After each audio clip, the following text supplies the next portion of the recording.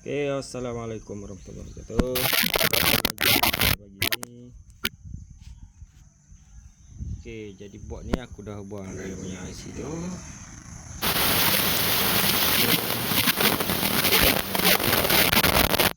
Jadi aku nak on kan tanpa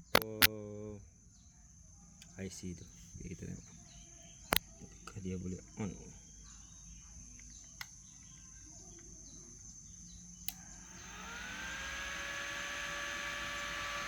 Okey dah. Dia boleh on dah, kipas pun dah.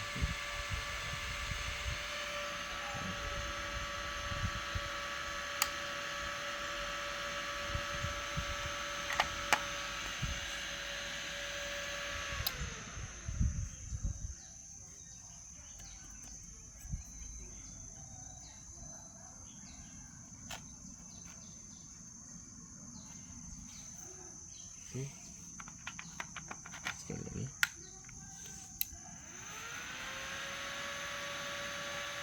Okey, kalau remote kita boleh aja.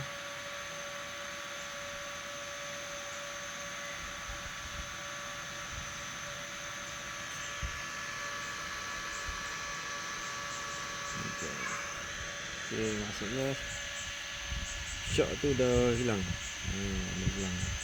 Okey. Jadi kita tinggal pasang IC yang baru dan kita akan test balik. Jadi ini output dia tak ada ni. Kita check Kita check output DC. Satu atas ni.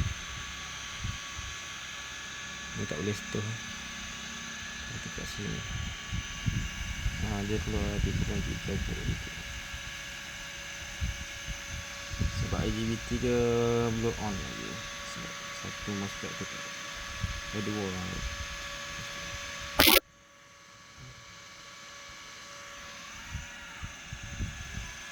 Okey, di sini tak boleh store. Dia supply ground. Okey. Di output masih tak ada. Okey, shot dah tak ada. Okay. Dia klik ke dalam video ni. Kat luar tu dia tak klik.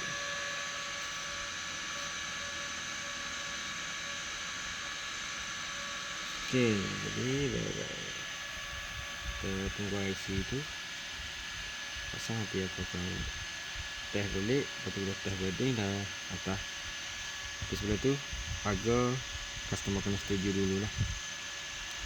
Okay, untuk pasakan jenis ni aku ambil dalam RM70. RM70. Okay, saya telefon pada customer lah, dia nak buat. Okay, assalamualaikum warahmatullahi wabarakatuh.